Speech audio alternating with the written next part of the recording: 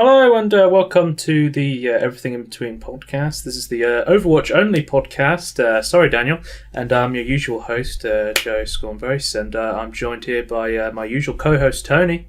Hey, that's me. And let's talk about some games. So let's do.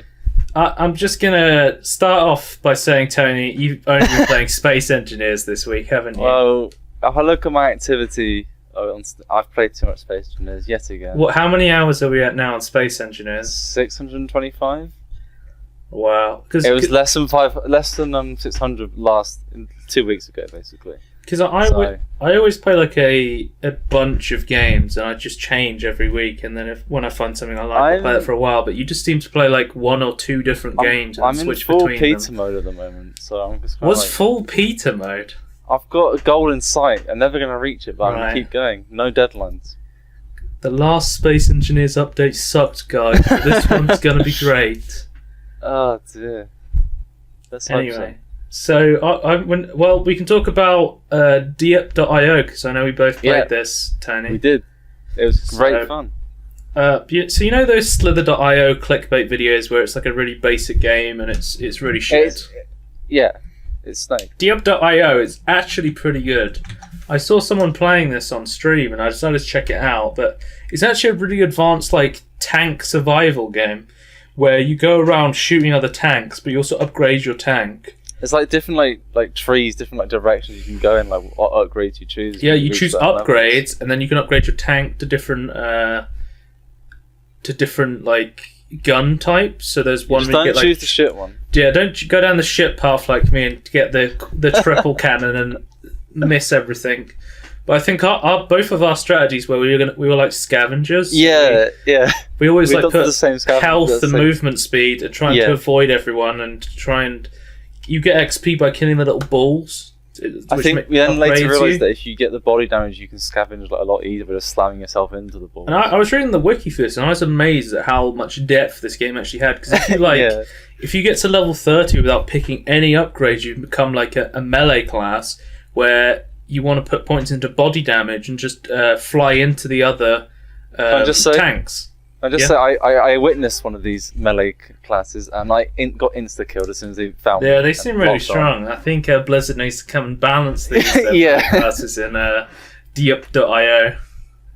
They're a bit too speedy. I was playing it. Because you type in a name, so I was making sure Toxic Tony got up on the leaderboards. Yeah, I was Joe Braceman. Joe Braceman, of course. Joe Braceman and Toxic Tony were taking the Dyer.io by storm. But this isn't some shitty cancer clickbait game. This is actually pretty good. So I would definitely check this one out. Another thing I'm playing, Tabletop Simulator. You played this a little while ago with this, but you kind of you didn't play like. I played Magic the Gathering with you. Oh yeah, so we kind of did Magic the Gathering. It was really poorly set up by Andy. So, yeah.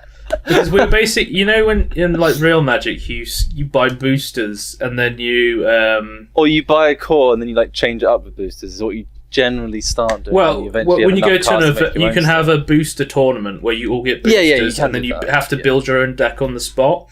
So we would kind of do that. I think it was it 2012 was the one? Yeah, I think it was. It was the 2012 edition that we were doing this with. That's the great thing about like tabletop is like you can just have any card and exist, and it just exists. And you can rebalance the thing with Hearthstone being a digital card game is that Blizzard can actually buff and nerf new cards because they don't have to reprint anything, and they can actually have a lot of RNG because they are a digital card game.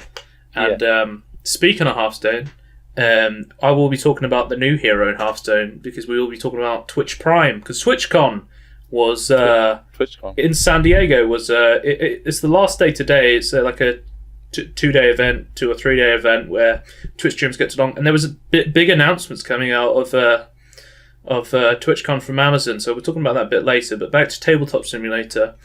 I was playing on it with Andy, Scorn Retorts, and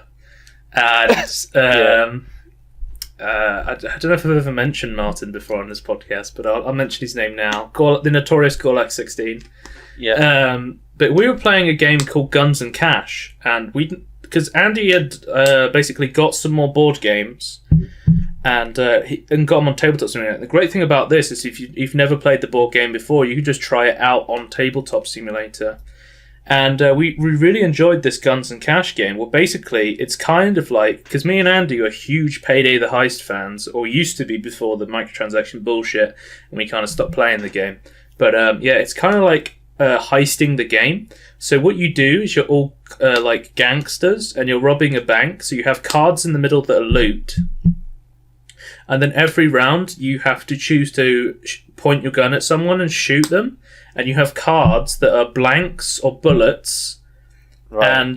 and then everyone targets someone, and then you have to reveal whether you're going to duck and dodge anyone who's pointing their target at you. So I assume you're all heistmen inside a vault, and then only one of you can take the money away. Well, if you don't get so you can take the money, Tony, if you don't get shot, or if you choose not to duck. Right. So one thing that also happens is that one person can become the Godfather. Right. So you roll a dice at the start of the game, and the Godfather, when everyone shows their target, because you have cards and you flip them over, when everyone shows their target, the Godfather gets to change one person's target if he wants to. So if one person's aiming at the Godfather, he can go, no, change your target. You can't tell them who to aim at, but they have to aim at someone else instead of the target that they were previously aiming at. So a lot of the time, it's not actually worth aiming at the Godfather on that round when someone is the Godfather, because after that round, the Godfather goes to the next person. Right, okay. But I did find sometimes when I kind of mind gamed, I was like, I think 2 people are going to aim at the Godfather this round. So he can only change one person's. Usually you don't confer with anyone else because you're against everyone. But if you think there's a possibility you both might aim at the Godfather, say he's about to die or something, then you might all aim at him. So basically every time you show the targets, you then each on the count of 3 get to choose whether you're ducking. If you duck, you don't get shot by any bullets, but you also don't get any loot if you've ducked. Right. And then you show whether you're shooting a click, which is like a blank that doesn't do anything, or if you're actually using one of your 3 bullets, because you only have 3 bullets in the game. So whether you're going to shoot someone. So if they ducked, they don't get shot. If you aimed at someone with an actual bullet, they do get shot. And then they don't get any. So if you get shot, you don't get any loot either, right, okay. And you also take a wound token. So if you have 3 wounds, you're dead. You're out of the game. You're dead. You just like in real life. So you kind of have to, struggle between going, do I want to shoot this person? Do I want to get shot? Do I want the loot? And you kind of see the loot each round, see if it's worth it. Because also in the loot, there's cash, there's diamonds, there's paintings. And paintings are quite interesting because the more paintings you collect, the more they're worth. So it's not worth to get like 1 painting, but more paintings you have, the more valuable they are. And another thing you can collect is you can collect extra bullets from the loot, so you can shoot more people. And there's first aid kits, so you can actually heal your wounds. So as long as you haven't taken 3 wounds, you're still in the game. And whoever has the most loot at the end wins. And on the final round, you have a big diamond that's worth like $60,000. So that's like the big round to go in for. So what if you die but you still won? Loot-wise, you still just die? As soon as you die, you're out of the game. So a really funny thing happened. We played the first round normally, and then it was like fine. And then on the second round, all 3 of us at the same time aimed at Scorn Retorts. I'm going to call him Scorn Retorts, of course, to keep his secret identity away from the public. Yeah. He's anonymous, but all 3 of us aimed at Scorn Retorts, and then we're just like, are you going to duck? And he was like, no. He instantly died because we all shot him. None of us were firing blanks. We all decided to shoot Scorn Retorts all at once. So within the second round, he was instantly out of the game. Which I thought was quite funny for our first game. But yeah, it just goes to show you, the more people who are trying to target at you, you might want to duck. Yeah. I don't think Daniel's played this game, so it might be interesting to tell him about this and see if he thinks about it. A fun one to play, like a real board game or something. The thing is, it's quite fun to actually do. The actual Cash and Guns board game looks completely different to the Tabletop Simulator version, because the Tabletop Simulator version is like a fan-made one. Right. That looks quite sleek and has a nice aesthetic art style to it. But then the real physical board games kind of like this really cartoony thing. And instead of having target cards where you target certain players, you just hold a physical toy gun and point it at someone, sort of thing. So there's a bit like more role playing and that sort of stuff with that. I don't know. I might try out Cash and Goods. I just wish the version on Tabletop Simulator was like the actual version, because it in a way it looks a lot better than the actual version. But I'd never seen the actual version before I saw the Tabletop Simulator version, so maybe you've been tarnished. Yeah. Like some silverware. Look up Cash and Guns on Tabletop Simulator. I think there's a couple of versions of it. Look up the one by Hypnoziz is the guy we used, and that one was really good. That was the one we really enjoyed. He even has like a series of like undercover cards and trump cards where you can switch up the game as well. That was really fun to play. That sounds like a really interesting idea. More like mind game tabletop. Yeah, games. it's another one of those bluffing games. Yeah. Role playing like bluffing board games are always really fun. I found like Sheriff of Nottingham, Coup, or as Andy called it, Coop. Coop, my favourite game. My favourite game, Coop. Yeah, we played some Coup. I think we told you about Coup before. Yeah. I actually played a new board game with Daniel literally last night as well. That was actually quite fun. It was kind of... Daniel's like, are you not enjoying this? But it's because I absolutely hate learning board games. Right. You know when there's a new board game and you get really bored because you have to actually like learn how to play it. And then when you've played through it once, you're like, okay, this is actually quite fun, you know. I just sit there with a headache for a bit going, what is going on? I just have like kind of short attention span, so it's kind of like... I think it was called Small World was the one we were playing. I'll look it up, see if I'm... Yeah, Small World. Or as I called it, we couldn't get the license to Lord of the Rings world. Or Lord of the Licensing Issues is what I would call it. Because it is very... The way I describe it is all the races are kind of similar to like Lord of the Rings races. And then it's kind of like a game of Civ mixed with... what was the game I was thinking of? It was Civ mixed with something else. Because it's this giant board. Adventures. It's this... Yeah, Woodle Tree Adventures, Toby. You got it in one. It's this game where you have to conquer this world by acquiring money. By conquering the different lands, and you get different races and abilities that give you special powers. Like I was the Tritons, Toby, which are basically the Nuians of the Nuians. I don't think we've ever mentioned Nuians on this podcast. Well, the time has come. The time has come to tell people about Nuians. The arcade story. It's the arcade. Hang on, I get my timestamp out for the arcade story. Okay. So we were playing Arcade, and you know how like some MMOs are just really scared to call humans humans. So they were called the Nuians instead of just humans. So the Nuians. So me and Toby made our own little race called the Nuians. It's like they do not sound like humans, so we decided to make our own race of like these. They sound like fish people, like they sound like drunk or like fish people. Naga people, more like mermaid people, sort of. But that's what the Tritons are like in Small World, and they're really strong, especially early on, because they have the ability to conquer oceans. No one else in the game can conquer oceans. So if you're the Nuians, Tritons, you can conquer water. So that means that no one else can take over water. And playing with a couple of races is really fun, because like I had sorcerers as well towards the end. That's a race.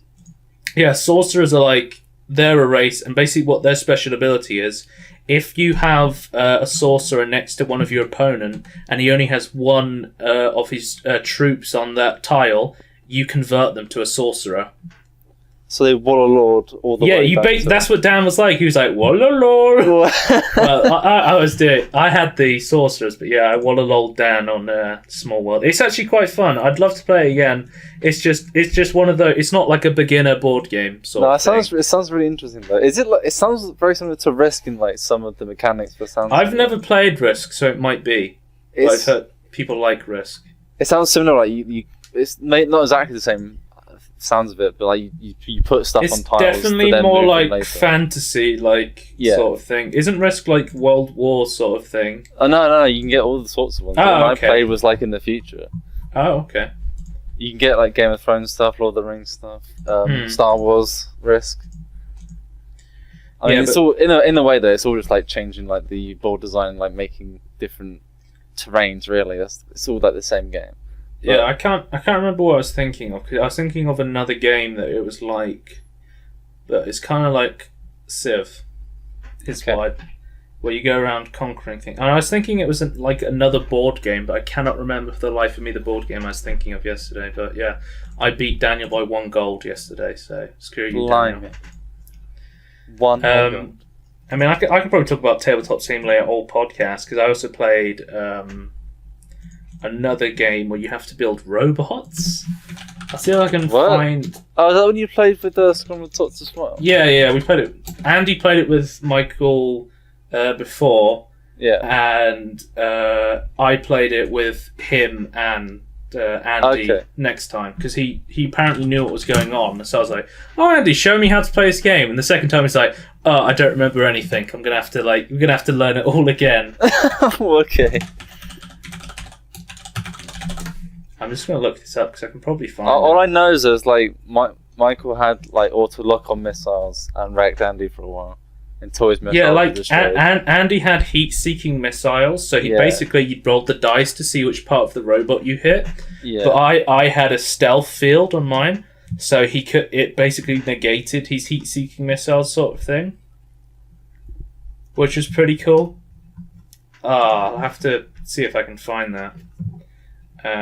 Kind of want to look that up right now, but what was it called? It's like the building robots. Yeah, that's what I'm trying to find out, because I don't actually remember what it was called. Okay. But I can't look now, because then no one will be talking to you on the podcast, and it'll be very boring. Right. Is there any other games I played on Tabletop? I played golf on Tabletop Simulator as well. You played golf. That's my favourite. That's your main game, isn't it? Yeah. It wasn't even mini golf. What are you doing? No, it was like it's like you put like a counter on the board and you kind of flicked it. It was kind of like one of those pocket golf kind of board games. We played that because another friend of ours was just getting the game, so we were kind of showing him what you could kind of do on Tabletop Simulator, what the limitations of the stuff was. It's come a long way, like since its like first conception. When I first bought the game, like there's a lot more like ease of use features that added to make board games. I haven't tried it. Complicated, easier to use. You haven't tried it yet, but you can now play in VR. You can play with the whole Vive headset sort of thing. I haven't tried that, but it's one of my quote unquote VR games in my VR part of my Steam. Is there a way to look at somebody else's workshop, what they're subscribed to on the workshop through... Yeah, you should be able to subscribed items on the workshop. Look at someone else's subscribed items on the workshop. How do I do that? No idea. Okay, well, I'll look later for you guys. Well, Toby's talking. I will annotate it. I'm sure I'll remember.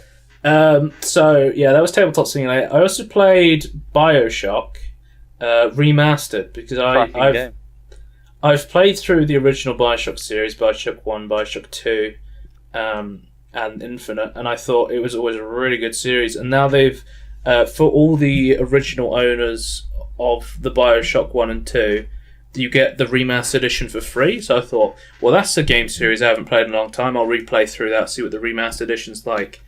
It's kind of hit and miss. I mean, a lot of people have been reporting bugs with, especially the console. The PS4 version's apparently really broken. Why is the PS4 ones always really broken? That's what I want to know. Well, we're talking about how Sony allows its patches through PSN last time, and how they weren't going to allow mods on Bethesda. I feel like there's a bigger issue there where it's quite hard to get patches through the PS4 and probably the Xbox as well, but maybe Microsoft's learned its lesson by working through Windows 10. Maybe, who knows? Keep these behind closed doors. Yeah. That's how the developers do. I would be interested to know what they have to go through. Because like Jim did a video, and he said in his video, he was just like, just reporting that you have no problems with the game isn't that useful because people are having problems with the game. Yeah, so. it's not proof. I personally didn't have any problem with the games, but I did hear people having issues even on PC. I think they have fixed a lot of issues recently. They did update some of the graphics in the game, which is nice. The thing about Bioshock 1 is it always had awful mouse acceleration, and that's still in the game. It still feels really clunky to play it. Like, I know Jim said in his video he was playing with a controller because he said he doesn't play many FPSs with a controller, but he actually felt Bioshock was a game that you could play with quite happily on a controller with because of the awful mouse acceleration. I was playing with a keyboard and mouse, which is what I prefer, but yeah, it feels really clunky. I still miss the original hacking game. I love the hacking game of Bioshock 1. Is it still there? The hacking game's still there. They changed it. That was my big question. They changed it in number 2 to like a time-based Gears of War reload thing. Well, I hear that our main man Jim doesn't like the hacking minigame for the first No, he doesn't like it. He prefers the second one because it's more action-oriented and you don't have to like step out the game for like 10 minutes to do a puzzle. But I personally really enjoyed that. Like, if you add another minigame to the game that actually makes me want to play that as well, I enjoy that a lot because it's just personal preference. Maybe you should have an option to turn mini-games on and off because I grew up with like Ratchet and Clank, where hacking every door was like a really fun mini game. Like, I liked it. Like you could like go into like the optional doors, which were like super hard. I really liked that aspect to it. So when I was younger, playing these games, I found it so much fun to do these little mini games that they're almost as fun as the main game itself. Yeah. Now I understand some people don't like this, so I think if you're a future game developer, you could just have the option to turn these like optional mini games off. Or even off. better, don't make it like a part of the main path and only have it on like optional paths. Don't make it so you have to progress using it. Yeah, I don't think you need it. Like, why would, like, if you have to complete level, why would you need to hack a door? Like, what does that add? If it's like a super secret thing that will help you, then hacking it kind of makes sense because you need to get past it and like to level yourself up or get better gear. But yeah, I played the Bioshock Remastered. They have like a library like a museum sort of thing where they'll show you the development of the game. You can just go through it in the main menu. I looked at that. It was kind of interesting to see how they were developing the Big Daddies were originally going to be like really skinny guys and like okay. The little sisters were originally going to be slugs that you just killed to get even. It's just like this created no emotional response whatsoever because nobody cared about killing this little parasitic slug. Well, in Burial at Sea, it's actually shown to you that the way they get the Adam is through slugs on the sea floor because you actually get to speak to. So add it into the lore somewhere else. Or something's his name. Right. He's like the Chinese scientist in the original Bioshock. Yeah, in Burial at Sea, you actually go back and you play like a lot of key events in Bioshock's thing. Yeah, the only thing I didn't like is that you couldn't wield plasmids and a gun. You had to kind of awkwardly switch between the two. Because that was something that was really good in Bioshock 2. But the thing with Bioshock, the first one has like the better story. And I'd say atmosphere as well. I think the first one has like the really good atmosphere. But I think the second one's like second one has a good atmosphere as well. But I think the second one mechanically was like way better. Yeah. But like the first and second, like they're completely different kinds of atmospheres. Like trying to go for different. I think a lot of people didn't like Bioshock 2. I found it really fun because it was like I got to be a fucking big daddy. Yeah. I really like that aspect. That was awesome. Like after like I didn't play much of the first one, but after playing the first one, I was like, oh, I can now become this really powerful guy, but still have like problems to deal with. Yeah, it was really fun. Yeah. But yeah, that was my thoughts on Bioshock Remastered. I haven't played through the whole game. I only played a little bit because I was playing other games as well. Because I also played Battlenet. I was playing that with a couple of friends. That was really fun. Like, it's one of those games where I stopped playing it and I was like, oh, I really want to play this game. Like, you know when you got a really cool game and when you stop playing it, you kind of get the need to like play it again. Like Space Engineers. Fuck off with Space Engineers, Toby. No one wants to play Space Engineers. So the game, you have to buy it on Steam at the moment. So I'll just basically describe what the game is to anyone who doesn't know. So Battlenet is like a arena brawler. So you pick, it's 2v2 or 3v3. You pick a hero and you literally go straight into an arena battle between your two different characters. You're either on a team of 2 or 3. I think 2v2 is the most popular one at the moment. But yeah, it comes from the people who made Bloodline Champions, which is a game I played a long time ago.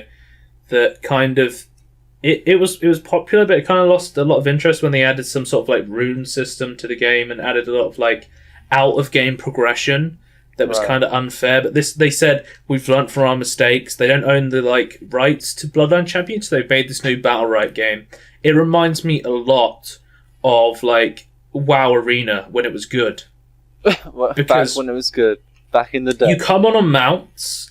You literally all of like ranged abilities. Everything's like a skill shot, which we didn't have in WoW, but yeah, everything's a skill shot, and you can interrupt people. There's silences, interrupt, stuns. You can cancel your own abilities, which is a huge thing of like high level WoW Arena. Is like fake casting abilities to waste people's interrupts. Right. Like, there's so much level of design in here for outplay, and like the games can literally be anywhere from like a couple of minutes to like 5 or 10 minutes. The games are really short, so you can literally drop in, drop out. You don't have to level up anything to get your character. The only progression through this game is skins and cosmetic things. So the game it's all skill based. By the sounds of it, then it's skill based, not designed on progression. All skill shots. The only thing that you choose is you have your character right at the start of the game.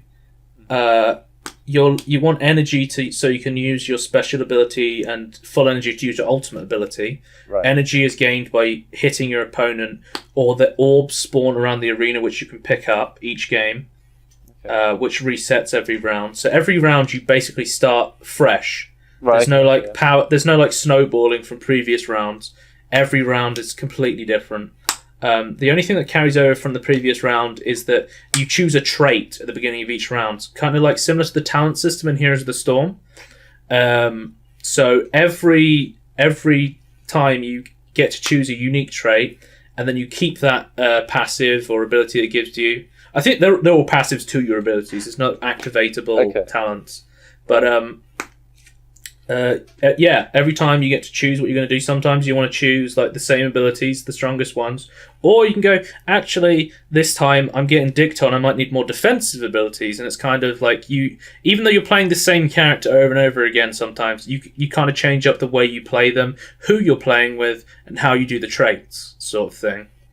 But yeah, it's really fun. I had so much fun in this game, and I was already getting salty when I was losing, because I was like, oh shit, I suck at this game.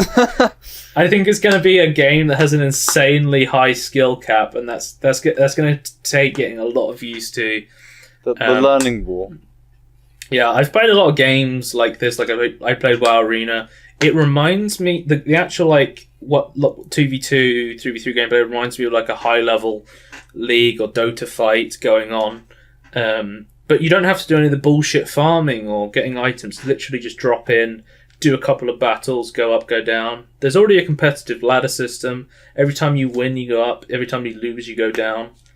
It's really, I can't recommend this game enough. It's really fun. It is £15 on Steam at the moment, but I meant to mention this again, it's going to be free to play. So you may be wondering, why the hell would you buy it for £15? So at the moment, there's a baseline of champions in the game, and everyone's going to get those for free, I believe.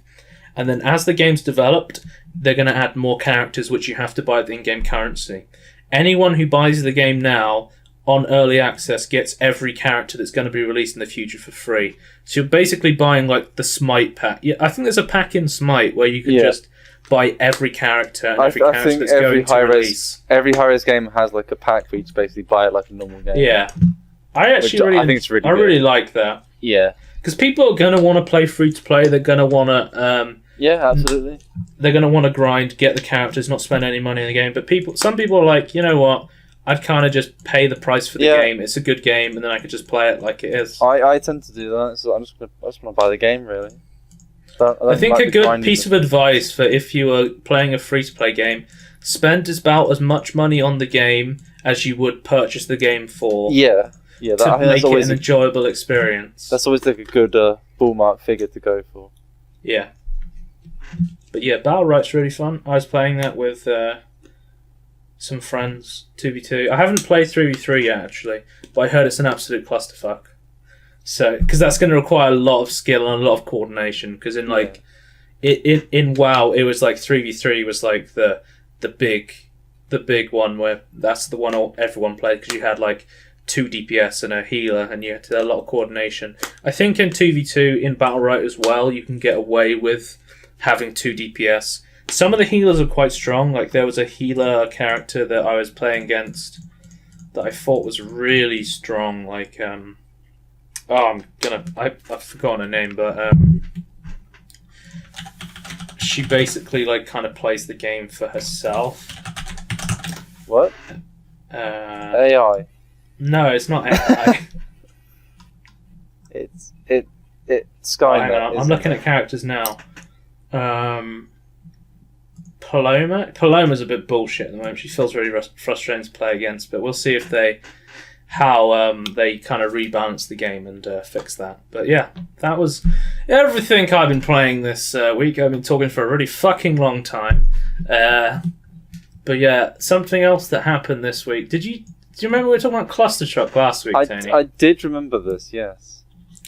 I showed you a clip. You might want to watch this on Twitch, but Clustertruck started trolling people live on stream, which I thought was quite funny. So I'll just juxtapose this with saying, they shouldn't fuck with people's games. They were in a mode where they were allowing Twitch chat to change the different properties of the game to fuck with them. So they only did this when they'd allowed people to change the game. But basically what they did was they kind of said, hello, streamer, we know who you are, sort of thing. And what's your favourite colour? What's your favourite colour? Changed the truck's colours, made God trucks, black hole trucks, no gravity. And then they ended it with just closing his game and rickrolling him. So I thought I'd mention that quickly as we were talking about Clustertruck before. But great to Tony, listen to the sound of it. Have you seen Battleborn is apparently getting a trial version? There's a rumour out. I don't know if you can trust Randy Pitchford, because I never do. But I always trust him. You always trust Randy Pitchford. He made a brilliant Aliens game. Oh yeah, I always trust his Aliens. You know, to this day, he still defends. I know. Colonel Marine. I know. It wasn't false advertising. It was fine. Didn't they get sued for false advertising though, and the courts found that it was? Well, we'll talk about later, because actually No Man's Sky is getting sued. Oh, they're being investigated. Well, they're not being sued yet, but they're being investigated for false advertising. Yeah. Because still to this day, they're showing like incorrect screenshots on the Steam page. But yeah, Battleborn is a game. Trial version, rumours. So apparently, Randy said the game is definitely not going free to play, which I think a lot of us were thinking that's where the game was going. Okay. Because of its really low, low player base, on a expensive game. But Randy has says that they have unannounced plans to do a trial version of this game that would be free and from which retail can be purchased along with DLC. which is really confusing because, why would you make DLC for a game no one's playing? No one's going to want to buy the base game so they can buy DLC. I think you're kind of going in the wrong direction. DLC to get money from the platform. I think you might want to fix the game before you release DLC. I don't think everyone could do the Civ method, where they make a kind of game and then they fix it with DLC, because Civ's like it's such a huge franchise that people are going to buy it anyway. It's also very good in a lot of ways in its like little niche, whereas Battleborn has been superseded already. I did see Total Biscuit playing Civ 6, and he said it was quite good. It's way more complex now. Like the actual base game, the different districts makes it like more tactical, like to defend your cities, I presume. It's once you get into it, there's a lot more stuff to do. There's no more. I know there was no more global happiness, which I thought was quite nice. There's only happiness for each. Oh, thank goodness city. For that. My empire building can actually start. Yeah, I always thought that global happiness was a retarded thing. It should be done state to state. Because it means Gandhi's like his only benefit was pointless in a way. It's like, well, thanks, Gandhi. Just build one city and get your war off. I can do lots of things with this one. No, I can't. But yeah, Civ 6, apparently the base game's pretty good. People were complaining about the art style, so... I don't mind the art style, I'll be honest with you. Like, I know it's kind of different, it's more cartoony. Yeah, it kind of more looked like an iOS game, so... I still see that. It's just like an interesting art style. Like, I'm going to wait until we get some more information on Civ 6. Like, my biggest problem is really the... We're talking about Civ 6, Toby, but we're meant to be talking about fucking Battleborn. No one cares about Randy Nobody cares about Randy Pitchford or Battleborn. Oh, dude. The tangerines are real. Yeah. I mean, I have no interest in Battleborn, but I know people kind of waiting for it to go free to play. They're waiting for the semi-death of Battleborn so it can be reborn, like Evolve was. But I don't know. There's a rumour that this is happening, I guess. They need to sort this shit out, basically. DLC for a free game. That's a bit weird, isn't it, though? Does anyone else do that? What? DLC for free to play games? I don't think so. I don't know anything else that does that. Maybe there is. Well, it's not a free to play game, so it might. That's weird. He said it's definitely not going free to play. But yeah, I feel like I've put Randy Pitchford on the enemy list with Sean Murray and Peter Molyneux now. So David Cage and the Waggle-tastic. Oh yeah, David Cage. He's on our number one friends list for the podcast. Yeah, no controversial content, Joe. I don't want to be controversial because this will be going up on YouTube. So we love Peter Molyneux. We love you, David Cage, and your Waggle-tastic games. We love you, Randy Pitchford, and your crazy clickbait. And you, Sean, you're getting investigated for clickbait as well. Oh, Sean, what do you like? But yeah, another sad news, Toby. Something's died, hasn't it? Talking about death of Battleborn. Battle.net name is changing. No, it can't. So no, I was quite upset about this because for years I've been calling it Battle.net. Yeah. And it just always reminded me of those days staying up late when I was like 11, 12-ish and just playing Warcraft 3 on Battle.net. Battle.net. I have so many good memories tied to that name, and they're just... Yeah. They've added, the Blizzard Facebook streaming stuff, and they want to add like Blizzard voice and stuff. So can I just say, it might be gone in Blizzard Activision's repertoire of words they can use, but I'm always going to refer to it as Battle.net. I'm always going to call it Battle.net. I don't even care. I know you want to unify the launcher as the Blizzard launcher and have Blizzard streaming and on Facebook that no one's going to watch. But, yeah. Facebook streaming. It's Battle.net. Don't try to change me, Blizzard. Fuck off. It'll always be Battles.net. Fuck off, Blizzard. But yeah, what do you like? I don't really. Why did they add the Blizzard stream? They partnered with Facebook Do you know anyone that watches people streaming Blizzard games on Facebook? No, but I do know a YouTuber I watched that. Oh yeah, if you follow me on Facebook, I would do some Facebook streams. I'm like, what? Oh. Wow, I'll definitely do that. I was watching Sips' stream, and he was streaming some WoW on Twitch, so I haven't really seen anyone streaming WoW on Facebook. But I assume Facebook's going to be like streaming non-gaming content though, because I think you can stream anything content. Yeah, exactly. Because Twitch has got it down to only gaming, whereas Facebook, I assume, more YouTube-esque in that sense. Yeah. But then why wouldn't you just use YouTube?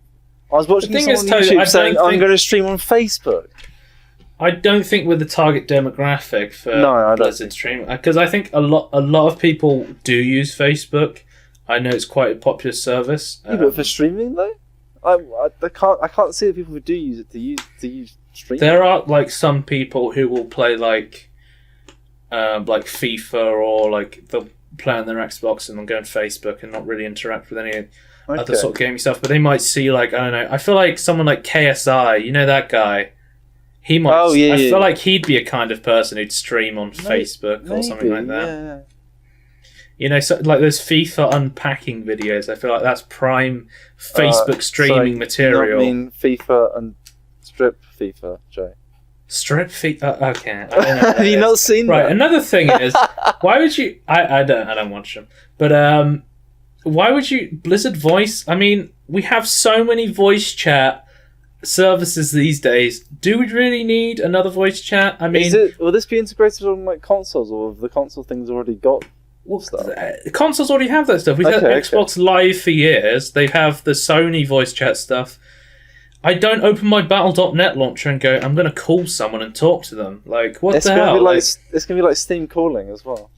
That's what it's going to be like. Because people, the main population uses Skype. We used to use that for years, but it's a terrible service. So we've made Discord. Discord exists. Curse Voice exists. That's just been bought up by bloody Twitch. Oh god. What else is there? There's TeamSpeak. There's fucking Ventrilo. There's Steam. Do we need Battle.net voice? Oh, sorry, Blizzard voice. That you use, aren't we? Are we? Begins with an A. Are we? Adobe? Oh! Dolby. Dolby Axon. Yeah, that's the one. Okay, yeah, Dolby, I've used that as well. It just reminds, honestly, I can fucking call someone up on Facebook as well. That is true. That is very true. I feel like we're connected enough that I never need to call someone up on Blizzard. Maybe there's someone out there that goes, finally I can call all my Blizzard friends that I only have on Battle.net. Oh, wait, sorry, Blizzard Launcher. BlizzardLauncher.net. BlizzardLauncher.net. Maybe it's just me being a cynical arsehole as usual. But yeah, I don't think this is really needed. It's just basically what it's going to do is, usually when I'm trolling people, I'll usually just call them on as many things as possible to piss them off. Yeah. So I'll ring them on like Discord while ringing them on Steam, while ringing them on like fucking Facebook or something. And now I'm just going to start ringing them on Battle.net as well. So they have to try and put out the fires I keep starting by calling them. Thanks, Battle.net. Thank you. Please nerf. AKA Blizzard. Please nerf. Battle.net was the original OG. I really hate this decision. I feel like I saw a poll of this actually, and they were asking people, "Do you care? Do you really care?" And it was just like barely anyone said no. Some people said yeah, and then most people were just like, "Meh, don't really care." So people didn't really care, but yeah. Battle.net. All the way. It's probably not a huge change to anyone else but me. No, but I just like the name of it. I just love the name. Before we go into the next huge topic, actually, there's something I want to talk about, the Clustertrucks things. It's just like, I thought it was really cool how developers actually interacted with their player base through the game past the game being released. Because usually, the only way developers interact with their player base is through patch notes or developer videos, basically. Yeah. and they were directly interacting with a person through their game, and I thought that was really cool. Like, I hadn't seen that sort of stuff before. Well, they actually added like online interaction to change the game as you're playing it as well, which is a good idea to add to it. I think the more ways developers can interact with their community, the cooler it's going to be. Yeah, I think so. Yeah, but we're talking about the huge topic. YouTube heroes, Toby! Oh, I've been looking forward to this. No, I haven't. Do you want to talk about YouTube heroes, Toby? Well, if you're like the last person who lives under a rock using YouTube, and you haven't heard YouTube heroes, and you've somehow come to us, basically, there's a trailer for it on the YouTube's own YouTube account. That's my favourite bit. Yeah. Comments disabled. Basically, it's a system where you get points to win prizes, and the prizes are mass flagging. Nothing. That's my favourite. You can get points through adding captions, flagging videos. I think that's about it, isn't it? We can do something else, but I can't remember what it is. You can mass flag. So basically, you can be super helpful, actually be a real hero, or you can be a complete dick and flag everything. You can get at basically like the top tiers was like you can have a party at you'd be invited to a party at YouTube. Yeah, like level 4 was that you get to talk to people at YouTube. Level 5 was you get to look at new products. Level 3 was mass flagging. Level 2 was get more points. What is this? Tony. You can't talk to anyone at YouTube unless you mass flag a bunch of videos incorrectly. But hilariously, they've got rid of their comments. So they not realise the people they're giving this to are the people they've censored because they don't trust the comments. The average YouTube commenter is the exact person who's going to be using your system, and you've just disabled the comments so no one can say anything about it on your service. And it's also like one of the most disliked videos I've seen in a very long time. It's ridiculously disliked. I think it's like more than like Black Friday.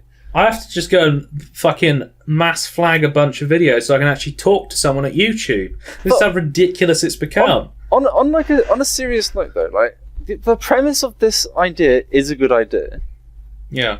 But they have too much power though, and it's all negative apart from captions. So I will. Why is it only negative stuff? So because you can do captioning to get points and stuff as well, which will give you points, but the ultimate tool that like the only thing they really suggested was you get mass flagging as like your super tools. That's the only example they gave. I don't know. Why would you want to get mass flagging? No, anyway? It's completely pointless. There's no need for it. I was watching Nerd Q's video on this, and he said, like, why is it all just negative? Yeah, I saw that as well. Why can't you have stuff that's just like why couldn't keep you get things safe? safe?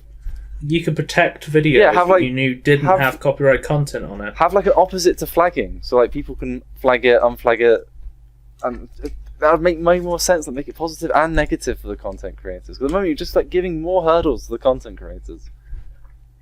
One thing I will mention though is YouTube's actually changed their video posting it. Yeah.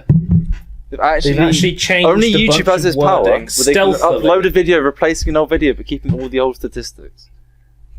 So they basically tried to pull the wool over everybody's eyes. They were outraged by this move by they just changed a few little messages, or not messages, like little captions they had like within the video, like just made it so I assume they're trying to pretend that they're making it more clear but yeah, they made it less vague. I don't trust them. There was a YouTuber who made a video on this, and someone saw his video and went, I just watched the video, but the thing that's in your video isn't actually in the official video. Yeah. What's going on with this? They fucking stealthily changed it. Yep. They saw the massive dislikes instantly and changed it. I don't know what's going on with YouTube anymore, Toby. No. I mean, I've already moved some of our stuff over to VidMe, so yeah. I hope YouTube doesn't go all the way down. Oh, you still need to upload the podcast to VidMe, by the way, Toby. Yeah, VidMe. So that's the thing. We'll put a link in the description where you can. Yeah, from now on we'll be uploading dually to VidMe. We'll be uploading to VidMe as well if you want to watch it on there, in case YouTube goes down the shitter. Which I have an inkling Well, unluckily for Joe, or for us, I guess, Joe, your predictions are mostly wrong. Oh, okay, yeah. Okay, YouTube's gonna fail. So I predicted that YouTube will be fine. I predict a riot. I predict a riot. But yeah, it's funny how YouTube started out as a place for people to see a video of Janet Jackson's wardrobe malfunction, and then became one of the biggest video content websites in the world. The second biggest internet search in the internet. Yeah. Second Janet Jackson's wardrobe malfunction. Wow. OP. Where would we be without the people from PayPal? Yeah. Elon Musk. We wouldn't have SpaceX, nuking of Mars, and YouTube.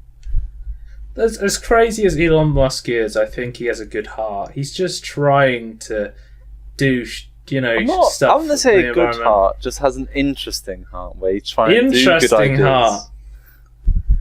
I'm just gonna nuke Mars and give everyone electric cars. And I'll try and get legislation. I'm gonna terraform Mars, and I'm gonna build a giant ship that can take everyone there. I don't know quite how I'm gonna do it, but I'm gonna do it. Do you think he's just trying to create like a new order on Mars with electric cars and rockets? Oh, if he is, I'm going with him. I'm going with him. I'm signing up. Sign me up, Elon. I'm on it. Like a. So yeah. Oh, one thing I wanted to say about YouTube Heroes as well. I always want to give an unbiased opinion on this, because as many negative as it is, when we talked about the community guideline updates, we also said I can kind of understand where YouTube was coming from. But so I will say the premise with YouTube is good. Heroes that the idea was actually not that bad. No, it was super poorly implemented. Yeah, the problem I have isn't the idea the better, more community driven. Not necessarily flagging, but moderation, modding. But yeah, it's just the things have added to it, like the extra levels. That why do you get points for flagging? Shouldn't that just be like a useful thing? Why do you need mass flagging? Who needs mass flagging? Who's able to look at the thumbnail of a video and go, yes, that needs to be flagged? But you could see, you get points for adding captions to video, translating languages. Yeah, that was a really good idea. That's great. That's fantastic. They wanted basically a free army of people to do their job for them. But they're in order to properly moderate this, they're going to need moderators to moderate the moderators. But why don't they just use the moderators who are moderating the moderators to moderate the actual fucking thing? Yeah. Jim's got it right. Can I just say, who's watching the Watchmen? On a side note, the same topic, but on a side note, the animation they have on the video, yeah, and the animations they have for the people, they look like complete dicks. I don't want them to moderate YouTube. Oh yeah, I'm sure it's just like one guy. There was like a board meeting at Google's headquarters. It's just like, man, this would be such a good idea. Let's just do this. Yeah. And there was a bunch of multicultural different people all clapping people. yes men in unison. What, Frenchmen? Yeah, Ubisoft Montreal. Oh yeah, Ubisoft Montreal was making the plan for YouTube Heroes. They all just started clapping their hands in unison. Was like, it's brilliant. It's never been done before. And they put it out, and the absolute madman. Right. That'll be done for YouTube Heroes then. Huge. So let's talk about TwitchCon. Huge announcements coming out from Amazon. So Amazon's actually announced 3 original games from its service. So if you want to have you had a look through this, Toby? No, I actually haven't. So if you want to click on that, so the first game is Breakaway, and Breakaway is this 4v4 mythological sport brawler built for fast action, teamwork, and live streaming. So already, it's built for live streaming, and then we'll talk about later how Amazon and Twitch are kind of in partnership right now. You assemble your optimal team for an expanding roster of legendary warriors, each with their own unique skills, weapons, and buildables, summonable structures that can be used dynamically after the arena and provide a new level of tactical depth. Fight for dominance across fabled locations such as El Dorado, Atlantis, and sticks as you engage in multiplayer competition to control the relic, an artifact of immense power. Broadcast your feats using a host of new Twitch features designed to make Breakaway as fun as it is to play. Oh, it's fun to watch as it is to play, sorry. So yeah, what did you think of this first game, Toby, Breakaway? It's definitely designed for streaming. Yeah. Kind of a spectacle game. It's just, I don't know, it seems a bit weird. Like, I don't have an opinion It's on a this, the way they've mythological written it. sports brawler. Yeah, I'm just a bit confused. I'd have to see how it goes. I mean, it could be interesting. I didn't know I liked Rocket League until I watched people play it. It gives me that Rocket League vibe because it revolves around a glowing ball called a relic that the players can pass to each other while fighting the enemy. So you kind of fight each other while trying to score this ball into a goal. And there's 3 ways to win the round. So you can either put the artifact into the enemy's goal, by eliminating all enemy players at once, so you can actually kill off the enemy team. But players respawn after a few seconds of dying, so you have to kill them all at once. Or when the timer runs out, and the side that has the ball loses the game. Oh, so hang on, so they would lose the game if everyone dies at the same time? Yeah, if you're able to kill all your opponents at the same time. That's a pretty cool idea. So what do you think of this Breakaway game, Toby? I think it might be interesting, and it might be more Rocket League, but this is gonna be like a new genre of games where it's just like weird things with balls. Weird things with balls. Cars with balls, gods with balls. I think we're also coming to the stage where everything's like a class-based, yeah, a cartoony-ish arena fighter sort of stage, or like just team-based stuff. Like we've had Overwatch, Battleborn, Battlerite. As long as this isn't just like another like how Overwatch kind of copied and imitated Rocket League, as long as it's not like that, I'll be happy. I think. Oh, you mean you're referring to Lucio Ball, the Summer Games brawl? I actually really liked Lucio Ball though. It was like complete rip-off, but did it in a way that was actually really fun. I'm not saying it's not fun. It's just a bit annoying. I don't know, borderline plagiarism, I guess. You can actually sign up to the alpha of Breakaway right now, so it's available for sign up if you want to try that out. And it does look kind of fun. Might give it a go. It's definitely designed for streaming, so if you're a Twitch streamer, check that one out for sure. Yeah. It does look quite interesting. I forgot what I was going to say. But, okay, we're going to the next one. So the next one is called New World. So this one is so you carve your own destiny in a new world is kind of the tagline. Is this an MMO? It's an open-ended sandbox MMO. What? Okay. You're set in a living cursed land. Choose how you play, what you do, and whom you work with or against in an evolving world that transforms with the seasons, weather, and time of day. You band together to reclaim monster-haunted wilds and build thriving civilizations or strike out on your own. It's kind of like a survival game MMO. Yeah. Kind of feels like strike out on your own, surviving in the face of supernatural terrors and murderous player bandits. Focused on emergent gameplay and rich social features, including, and here we go with the Twitch, deep Twitch integration with broadcaster-led events, achievements and rewards. Your only limit is the new world in your ambition. So it seems like Amazon's building a lot of games, and that they're really heavily embroiled with Twitch now because they've actually got a partnership with them, which I'll talk about afterwards. But there is actually gameplay footage as well for the first game. But it's been removed by the user, so I can't actually watch that. Okay. I think it was someone else uploading the original video on their website of Breakaway. All right. Okay. What do you think about New World then, Toby? As long as it doesn't come into early access and never leave early access, I guess again, could be good. Well, like Space Engineers. Like any survival game. Yeah, it feels like an MMO kind of DayZ-ish, Yeah, it just sounds like Ark Survival with bigger servers, is what it sounds like to me. Yeah, with Twitch integrations, Yeah. people can stream it. And no I think, offense like- to their PR spiel, but I'm assure you, my ambition is not going to be the limit there. It's going to be your game. Yeah.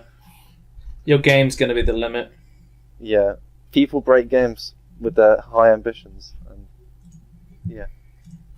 No, I think it'd be interesting though. Like, I'm interested like what the interactions actually are. Like, it's very vague here, like the explanation. Making an MMO in 2016 is a very brave move to.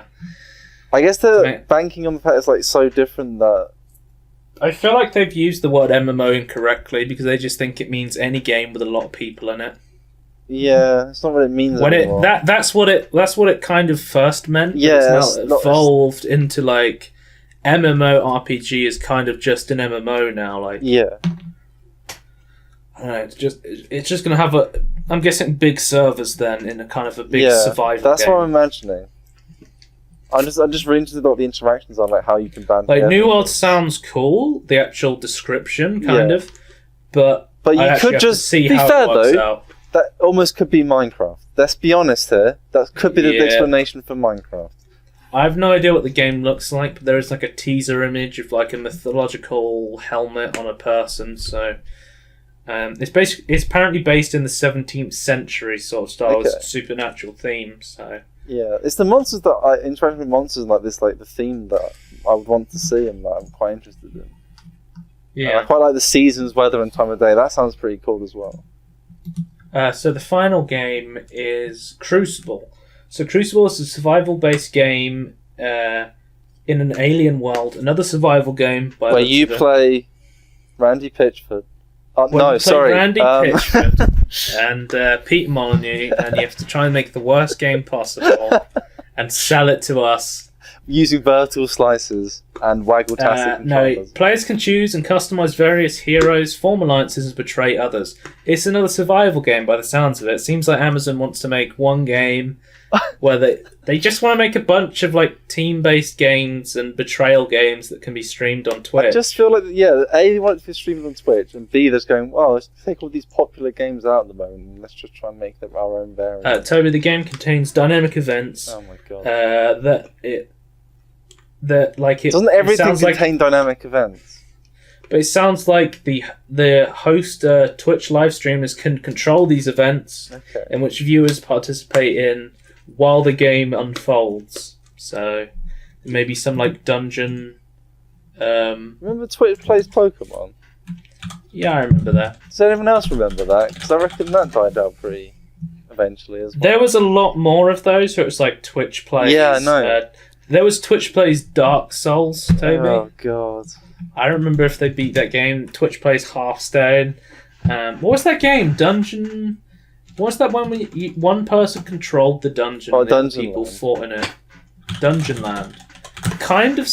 If the like Twitcher could control the world. You made sounds like that the game. Twitch watchers like as the dungeon master, then everyone else Then the viewers are like the people in the game. Yeah. I don't know. There's no guarantee that this will take off, but maybe it will. Yeah. It looks like these games might be free to play because of the way they're built. Right. Kind of like, I think that there's not too much depth to them, like past like the streaming stuff. But I think they'll be like. So it seems to me that Amazon have created this like game engine that's really good with interaction with streaming and like. I feel like Amazon's made these games to show off the engine, not to sell these games, but to make to kind of form a partnership with Twitch. Yeah. It feels like, I don't know, so these games might be good, but I feel like they're probably going to be free to play, and then they're probably just going to have a buttload of microtransactions in them for cosmetic shit. Quite, maybe shallow games. The people that they're actually targeting, the 1% of people with disposable income that will waste a bunch of money on free-to-play games, is actually Twitch streamers. They get tons of donations, and if they're streaming this stuff, they're going to buy all the shitty microtransactions with the game.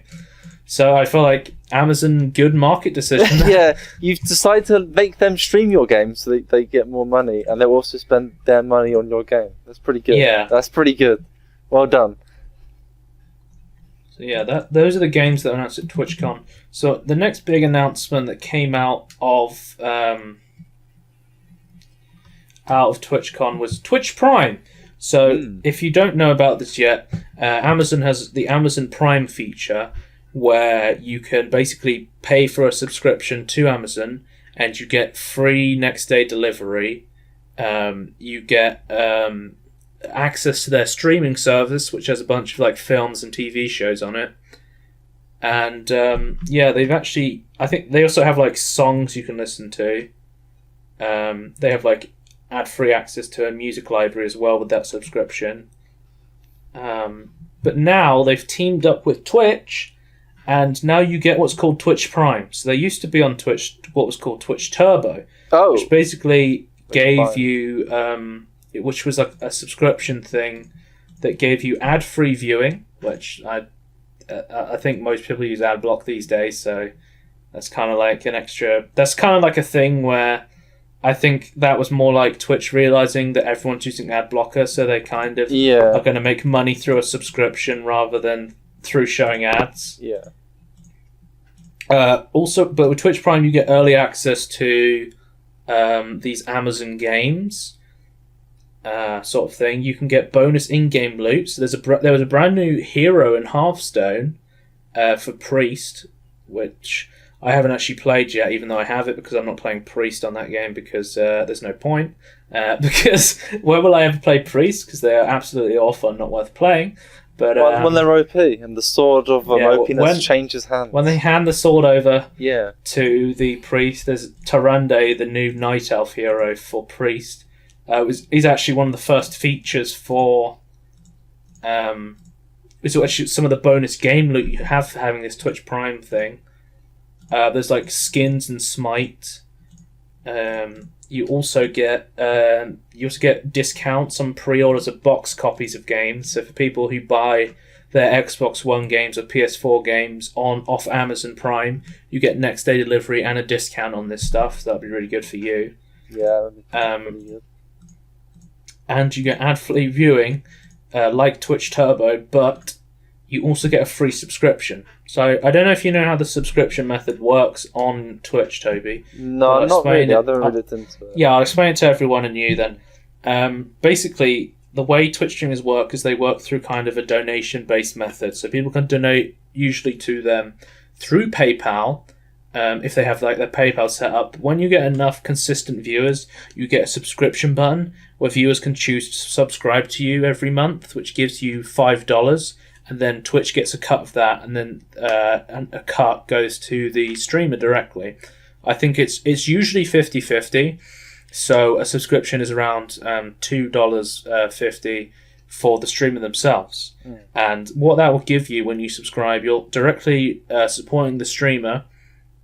You get access to emotes, and you get access to sub-only chat. A lot of streamers don't put sub-only chat on, but I know Total Biscuit has it on permanently. So if you ever wanted to talk in TB's chat, you would have to subscribe to him, basically. I think Gozcast's main Twitch does the same though. Oh, I don't watch the Gozcast. I do on Christmas. Okay. But, also... Yeah, you have other options, like streamers can make it so subs get access to VODs. On TB's channel, if you want to watch the VODs, you have to be a subscriber. You can also... there's also other subscriber benefits where people will give out, like... they'll do sub games with their subs. And sometimes they'll... I think it's more of a like a cam girl thing, you know, like the booby streamers on Twitch will have like, if you subscribe to me, you get my Snapchat info and that sort of shit. That I don't really care about, but some people do. No, the main thing for me, I need TV Snapchat. I need to get his new snaps. But the main thing for me is it just supports the streamer. That's the thing I'm really interested in. So I actually have Amazon Prime. Because next day delivery is really useful. and I actually watched the streaming service. So now I have Twitch Prime, and yeah, it's pretty nice. I've got my Hearthstone skin, and this is free with Amazon Prime. So they're getting rid of Twitch Turbo now in areas where this is used, and they're just making it so if you sign up for Amazon Prime, you get Twitch Prime as well. It's like a bundled deal. We can see this, like, Amazon and Twitch are having this huge deal to come together, and you can see what kind of going on with their games and the Twitch integration and stuff. Yeah. So also you can get the benefits with the 30-day free trial. So they know a bunch of people are now going to sign up to Amazon Prime just to get this stuff, get the new Hearthstone skin, subscribe to a channel for a month, and then they go, actually, this was pretty cool. I might just keep doing it, and they might see the Amazon benefits. They've added a lot of stuff over the years, haven't they, to the Amazon Prime? Yeah, Amazon Prime is really worth getting now, I'd say. It's ridiculously good. And for people who already had it, just bonus stuff added on the top, which is really nice. And now, so for a start, anyone who signs up for the trial, you can directly give your favourite streamer $2.50 just by subscribing to them for free, basically. It's pretty good. So Amazon must have some crazy deal, because that's a lot of money. I think they're banking on a lot of people getting Amazon Prime permanently. Because that's a lot of money Twitch is, having to give up on when they're giving the free subscriptions to the Twitch streamers, basically. But we'll see how it goes. I think they are banking on a lot of people signing up for the 30-day free trial and then continuing to, use it because it's such a good feature. Yeah. Yeah. I think it's like I was watching Tice's stream, who's a European Hearthstone streamer. He was saying he got 1,000 new subscribers in a day just from this service. Where wow. You could. Okay. Usually you get a couple of subscribers, 30 maybe is the max, but you got 1,000 subscribers, and every time you get a certain amount of subscribers, you get access to an emote slot. So he was within one day I've got 1,000 subscribers, and I have 15 emote slots now that I can put emotes on. So yeah, what do you think about Twitch Prime, Toby? Somebody who doesn't watch Twitch. I think it's pretty good. I was thinking Trell, what you were talking about, how in maybe a decade ago, I can't think of an example, but I think maybe cable networks and things, they wouldn't give, when they added stuff to things, they didn't give it to the existing customers, they only gave it to the new customers. So there's no point, there's very few loyalty rewards. Whereas now they're adding more to their service, so the people have already got it and pay the same amount and get more stuff, and they're making it more appealing to new customers. It's kind of the best way to do it in a way, just making your service better instead of trying to give these weird deals to the new customers. Yeah. You're upgrading your service to make more. Yeah, instead of this not scammy but advertising PR way of just trying to give these deals and things, you're just making it better from the consumer's point of view. Yeah. Make it better price. Also, Amazon does make their own original video content now, so they want more people on their service. Then they have to spend less money on licensing fees buying other people's videos. They can make their own video content, and we're seeing this a lot. Netflix has a huge library of their own video content. Yeah, they're getting loads. They're doing three things at a time. Now the actual because I know yesterday I was trying to watch Luke Cage that's just come out, the new Marvel series on Netflix. Yeah. And it actually crashed Netflix because so many people were trying to watch this new series at once that Netflix went down for a bit. So many people want to watch these things. Wow. But the catalogue of Netflix has actually gone down around 50% since 2012 because of all these originals they're making. They're banking on the fact that people are going to subscribe to it and stay because they like the original content so much, so they can have the initial cost of production for making the shows. They don't have to pay huge licensing fees. No. And it feels like we're going towards this kind of system where everyone's going to have their own streaming services with their own shows on it, so they don't have to I would just completely become like that because that's not entirely useful for the average consumer. It's not that consumer friendly, No. but it is business friendly. But I'm hoping there's like a consumer pushback where they want to have these old shows and things, and it's not viable to keep pumping out their stuff. But we'll see. Well, I definitely think the consumer talks through his wallet. Yeah, absolutely, definitely. If I wasn't happy with Netflix, Amazon Prime, I would 100%, stop paying for it. Basically, Yeah, stop there's no it. point. It's like there's no point like complaining with your mouth and not with your money. It's like that old saying, like, do as I say, not what I do.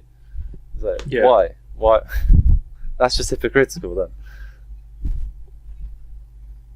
But yeah, final piece of big news coming out of TwitchCon this weekend, it's the weekend. It's definitely the weekend. Yes. It's Sunday when we record this, so yeah, it is the weekend right now. But they've now added uploads to Twitch, so now you can upload videos to Twitch, and it seems like they might be trying to rival YouTube for video uploads. It's the death of YouTube, Joe. It's dying. YouTube's been fucking up a lot recently. They have.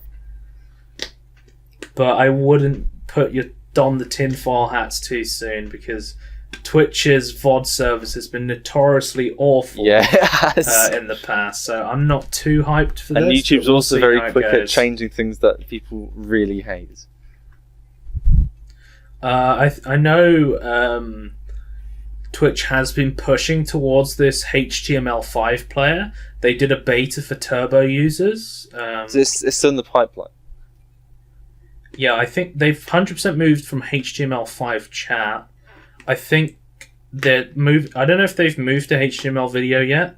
HTML5 video, I think it still might be HTML5 through Flash. Okay.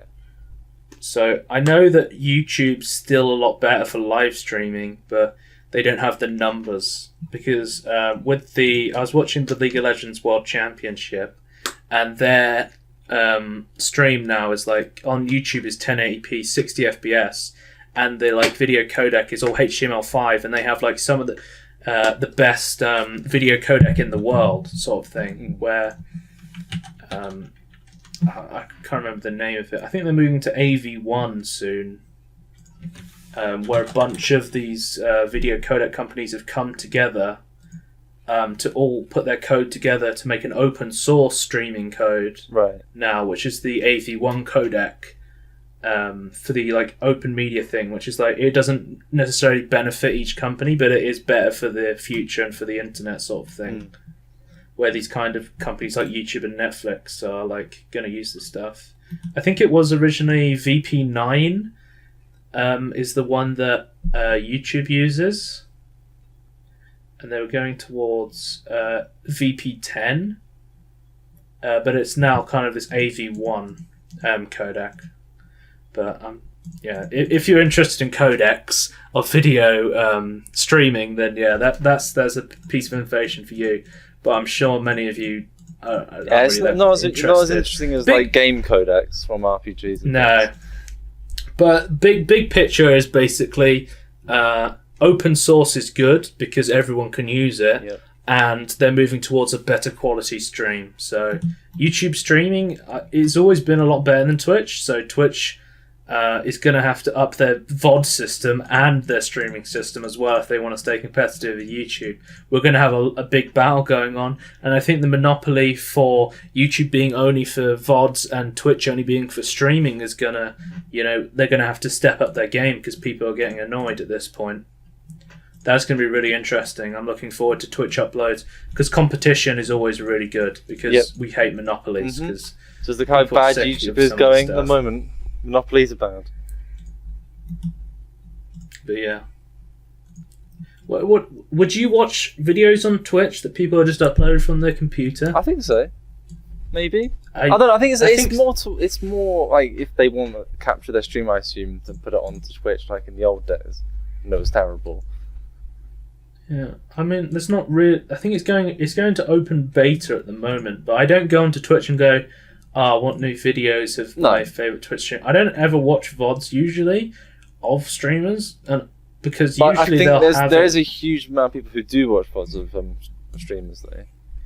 There's a huge amount of people. like big streamers like Rec4 and I think Forsen even recently from that area of Twitch, they get people to take their VODs and edit them down for YouTube because they understand that nobody watches Twitch VODs, but they do want to watch an edited down version on YouTube. Yeah.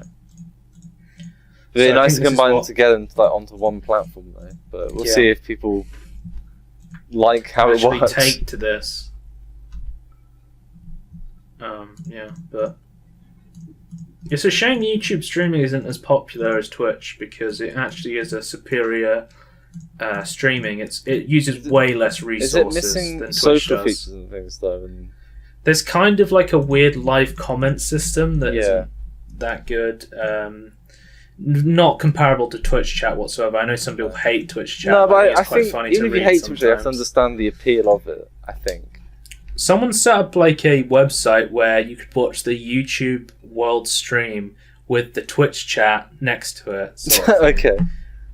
Where you had the superior video next to the superior chat. Yeah. Basically, which is quite funny. But speaking of League of Legends esports, they've actually changed their prize pool.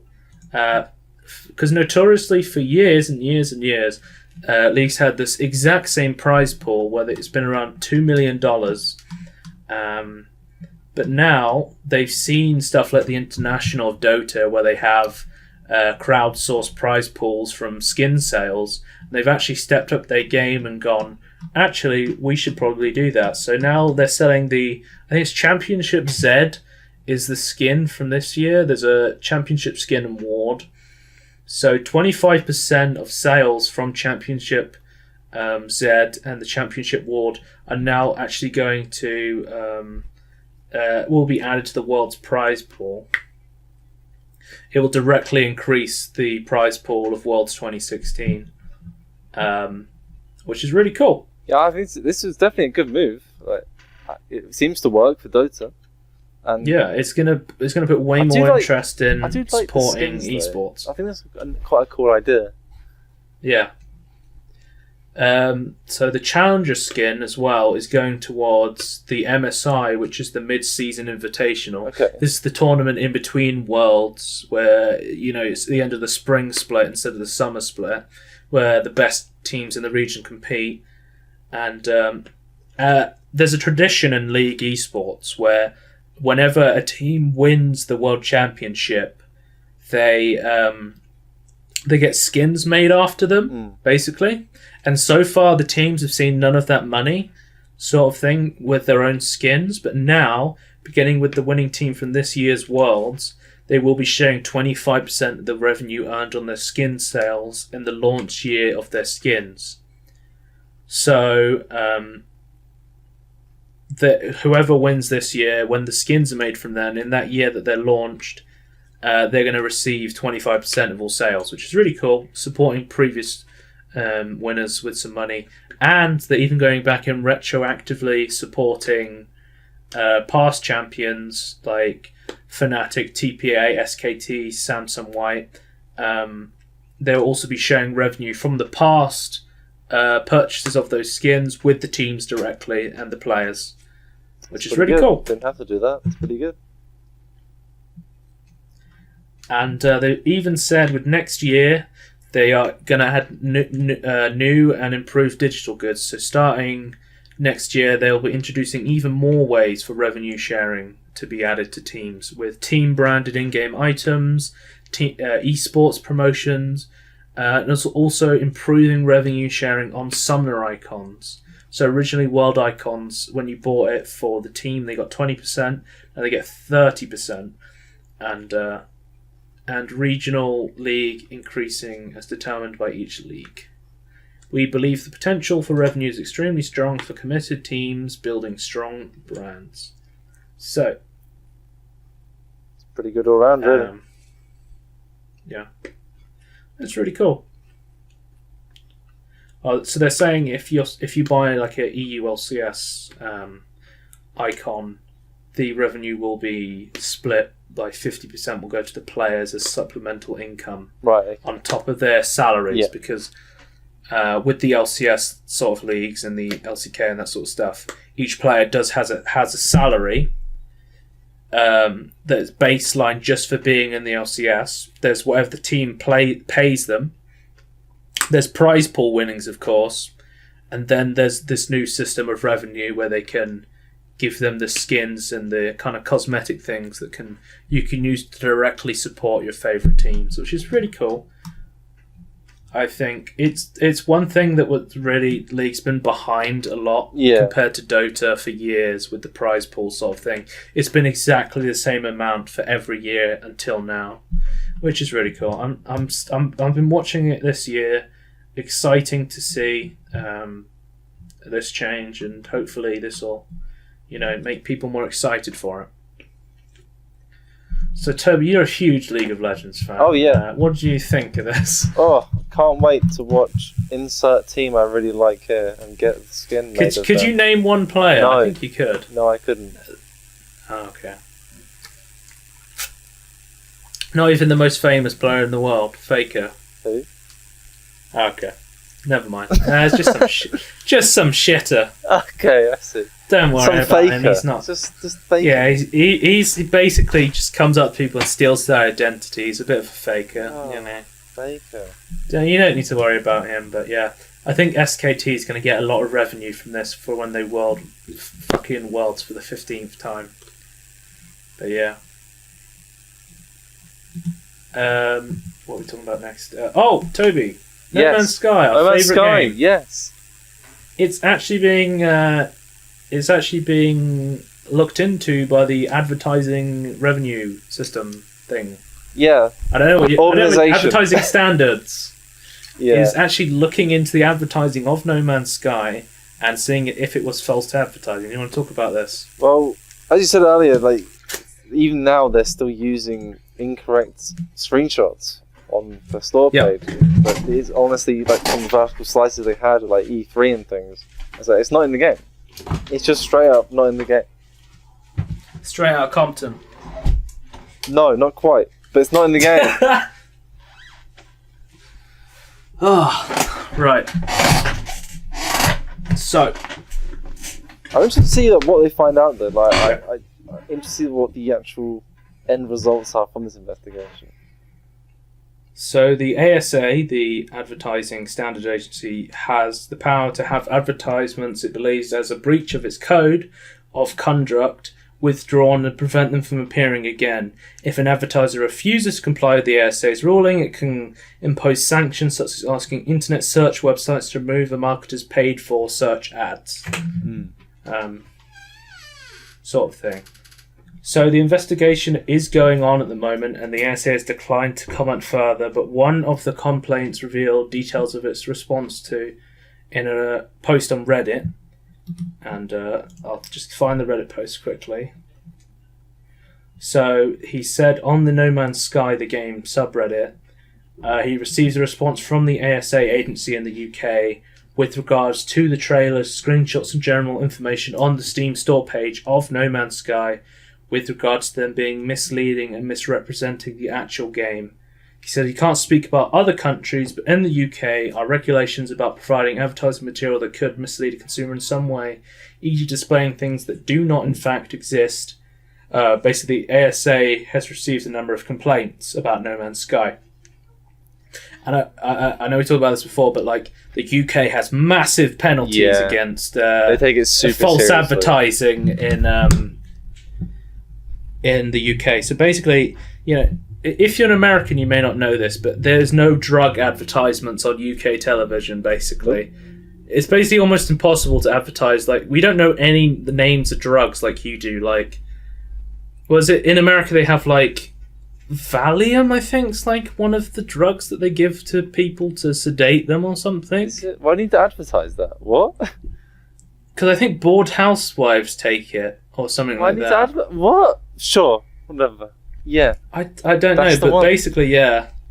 Advertising's super strict in the UK because we have an entire channel that no advertising is allowed on because it's funded by the British taxpayer through TV licenses called the BBC, which you may know about from Doctor Who. I feel like that's how most people know it, all the BBC News. But BBC that's America funded. for the Americans. Yeah, BBC America. If you've seen that, that's the BBC. I do cry for you every night that you have to go through adverts on your system, but do they have to watch adverts on BBC America? I think so. I might be wrong on that one, but I thought they did. I always find it a bit weird. It's like, yeah, but it's still BBC. Who funds BBC America? We do. We just broadcast it over there, I think. We just rebroadcast the same shows on BBC I don't think America. It's 100% rebroadcast, but I think there's a lot of rebroadcasts. Or I don't mean at the same time. I think just the same shows at different intervals. But I think they might make their own content as well. I've never spoke to anyone who's watched BBC America. It's one of those weird things. It's like it's British, but it's American, and there's no way for me to watch it. Yeah. Well, that would be really weird seeing advertisements on the BBC because I have to confirm or deny that later date. It comes to a point where anything shown in the BBC, if you show like a packet of crisps, the packet will be blurred out. Yeah, it'd be like just like a plain colour packet of crisps. There's like clever censoring. You have to black out any products in BBC shows because you're not allowed to advertise anything on BBC. They just drink generic alcohol, generic drinks, generic food. There's no advertising of food they eat. I'm just going to look up, does BBC America have commercials? It's just vitally important for our information. I do want to know that. This is the BBC that only has no advertisement. We do have channels with advertisements on them, but the rules are different. So like Dave. Dave's a channel, yeah. Dave is a channel which advertising on owned by the BBC. The main channels are ITV and Channel 4 and Channel 5. Those have the main stuff on it. You know, I think it's weird that our channels are literally just named after the number on the control that they're on. Well, to be fair, from the start, it was literally just like 1, 2, 3, 4, and 5. Actually, no, 5 was like a. Do you know, like 5 was like a hack, like after 4 to try and get the channel on there. They couldn't fit it on the original like channel system, so they had to squeeze hard. So that's why 5 was always like notoriously bad. Noel Edmonds got in trouble not that long ago because on British television you are not allowed to say anything can cure cancer. That's like super illegal. You get in so much trouble if you say something cures cancer. And he was basically said publicly he was using some sort of homeopathic mat, and he was saying, oh yeah, it's cured cancer. And basically, the company who made the mat had to say, Noel Edmonds does not represent the views of this business. They had to publicly denounce him, basically, as quickly as possible, as to not get in trouble with the British advertising agencies. Yeah, but no man, is Hello Games a UK company? I think it is. Sean Murray's definitely from the UK. It is. So they'd be super strict. As our good friend Peter as well is from the UK. Yeah, he's awesome. Hello Games is a British video game developer, so they come under the jurisdiction of the Advertising Standards Agency, and it looks like they are investigating them. It seems like so I'll just quickly read out some of the stuff they're being investigated for. Videos showed user interface design that was changed. Ship behavior flying was changed. Behavior of animals was changed. Large-scale space combat was changed. Structures and buildings weren't shown as pictured. Flowing water, speed of galaxy warp loading time, aiming systems. There were screenshots of creatures that were different sizes. Screenshots of buildings that were different. Store page in general showed a different quality of graphics. And the store page talked about references to lack of loading screens.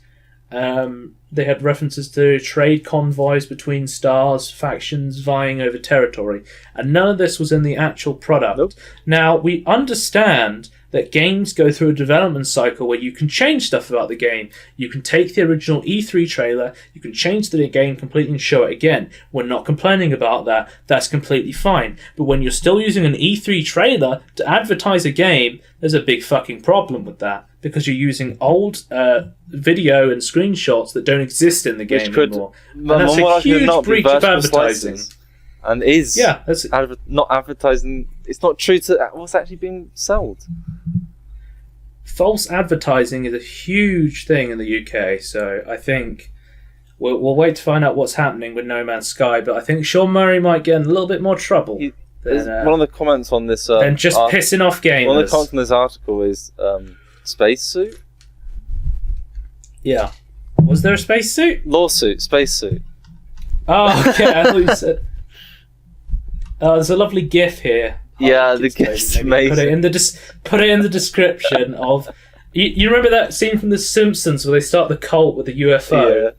And he cycles away, and he goes off on the UFO, and it's revealed it's a cycle helicopter with everyone's money on it. Stealing everyone. Now they've replaced the UFO of No Man's Sky. It crumbles away, and it just shows Sean Murray flying away with everyone's money. That's perfect. Maybe we can have that as like that pit. You could freeze frame that picture as like the podcast title. It's an amazing GIF. Yeah, but it's good to see that stuff is actually happening, because you saw with like the CS:GO gambling stuff, people are actually getting sued now properly, based on selling it to kids and false advertising and owning companies and that sort of stuff. Yeah, but yeah, this is really cool. This is happening. I'll be interested to see what comes from it, but we'll talk about the last topic because we are coming towards the end of the podcast, which is Titanfall 2 box copy actually has no physical media in it. What is the point of the box copy? Do you want to talk about this, Toby? Oh, of course I do. You know my thoughts on demos and the point of discs and things, and this just really irks me. For those who haven't watched previous ones, which I mentioned the demo problem, I think. I can't remember. Whatever. My problem is, someone on Steam was like, "Oh, it's a free-to-play game, or it's a X game, or we could just." I know what it was. Yeah, it was the refund system was just implemented. People said you could just download the game and then refund it if you didn't like it. It's basically a demo. No, it's not. That requires you to download the entire game. Same premise with this. The point of a disc is so you can download it from the disc instead of using your internet. Like, if you have, like, I don't know, do people still have to pay on the go for internet these days, or all just like subscription-based things in Britain these days? Subscription-based? What? Like pay like for like a mobile network, like something for them to that, or they all transferred over to just pay monthly. Oh, our friend Andy has like the mobile stuff. You don't have to have unlimited data. Yeah, so that's still not a standard thing. Okay. No. So for people like that, that's gonna be really annoying because the disc would be super useful for them. Yeah. I just looked up BBC America has commercials on it. Wow. So cry for you, America. I'm sorry. Yeah. They don't know what it's like to see a show without commercials, but go on with Titanfall 2 box copy. Yeah, I was saying like the box copies are so you can download it direct. Like even if like you're gonna say, oh, but you need an internet connection to play like a it's not multiplayer only game now. It does have single player, but it's completely pointless because like I don't know if you remember, Skyrim made it so you had to have it integrated into Steam, right? I assume what EA is doing is to make it integrated into Origin, like all their games already are. Yeah. But the thing is, Dragon Age Inquisition already did this. You downloaded it all from the disc and you had to run it through Origin. So why can they not put a disc in it? I don't get it. I don't think they want to print the physical media because it's going to be costs over their head. I think they're just assuming by this point most people are going to download the game anyway. But yeah, I mean, don't sell the what's disc the point then? of making the box then? Yeah. Just sell the code or something. Yeah. What's the point of the box even? I mean, I understand people collect boxes. You have people. Yeah, but I also want the to disc in it. I like collecting like game cases and things, but it would be nice to also own the game as well, because I feel like a lot of the time they're going to give you a code to put it on Steam, and now Steam owns your account. Yeah. You don't actually own your Steam account because any time they decide that you don't deserve to be on Steam, they could kick you off. That's within their rights as the owner. Or, you've paid something on their platform, on their service, they can, within legality, can kick you off. Yeah. No, it's just these days there's been less and less things on boxes. Like I know the box copy of Metal Gear Solid 5 didn't actually have anything on it either. That is so bad. That's a massive game as well. Yeah. I just not sure. Like in this country, like our internet's not that great. Like on an average, like we still like pretty low average speeds. Like when it comes to internet connection and download rate, and they probably have enough to like play online, but probably not. They don't want to do it to download it. It might take like a whole day to download like a AAA game. Yeah. So it's really stupid. There's a point to CDs. There's a point to discs. Don't get rid of them. Some people actually like, installing it off a disc. Some people have awful internet Yeah, connection. when I first got Skyrim, Go on. I installed it from the discs. My internet connection at the time was like going through a transition. It was like terrible and like dropping out all the time. So We're still at a point where the entire world doesn't even have an internet connection. Mm-hmm. We're still at a point where there's third world countries that don't have access to the internet, but may have access to a computer. So I'm saying, some kid in a third world country is going to go on his Dell laptop 123. He's going to go play the latest Titanfall, and he's going to be pissed off because he can't. Because it crashed the game. You can't launch. He's got no box. He's just been given a box. Yeah, that's. Oh, I don't know. This is quite annoying, isn't it? Yeah, it's on the same vein of like saying, Steam refund policy fixes demo requirements. No, it doesn't. Demos are smaller. Right. So frustrating. Are we outraged enough? I'm outraged. Should we go on to Toby's wish list as we're coming to the end of the podcast? So, Toby, Are you trying to say that my wish list causes you outrage? I'm pissed off enough to go ham on Toby's wish list now. Toby, what the fuck is chicken? CHKN. You not seen this? No, I haven't seen Steam. this. I thought it looked funny. No. Toby, behold, the miracle of life packed into cubes. Chicken is an open-world sandbox game where life itself is your strongest tool. Bring creatures to life by... Oh my god, that's so fucking scary. That is Watching really the trailer. scary. Bring creatures to life by assembling them by body parts with creative adventure and multiplayer modes. There's an abomination for everyone. Can I just say... What the fuck is this? Can I just say, the thumbnail when you're on the wish list, like, it's really cute. As soon as you click it to the store page, like, everything's like really disgusting. Yeah.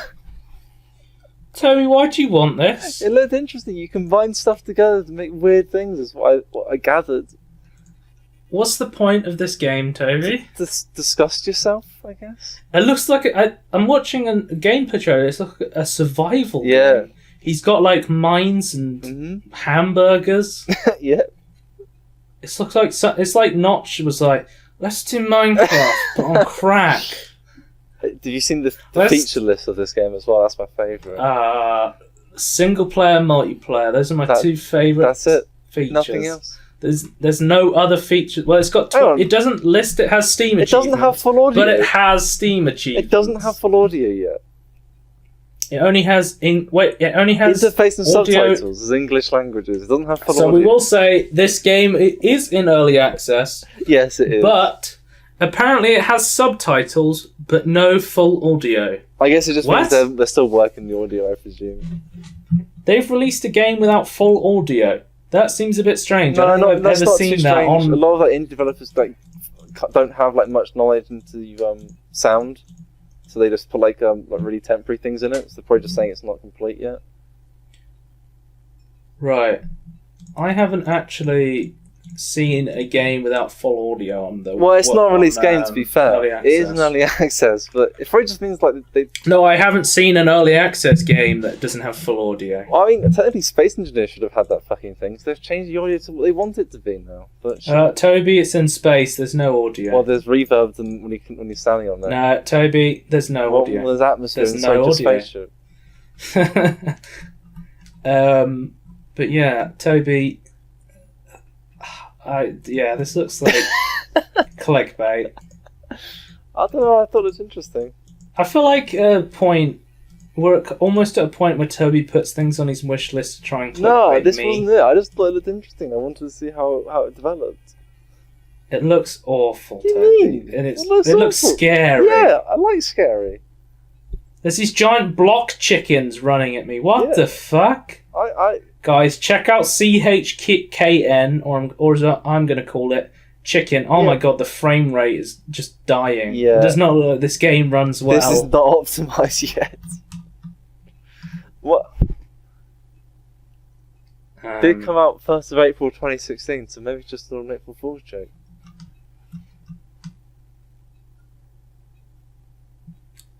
So one of the reviews is I had beta access to CHKN. He streamed on his Twitch channel. I was expecting, after seeing videos, it was a cute, cuddly Spore meets Minecraft game. That's how I'd describe it. Spore meets Minecraft. Yeah. I was wrong. I started the game and greeted with a very clear, concise menu, very smooth and easy to navigate. After this, there was a nightmare begins. I started on a shore with pretty normal chickens, nothing to be excited. I slapped an egg.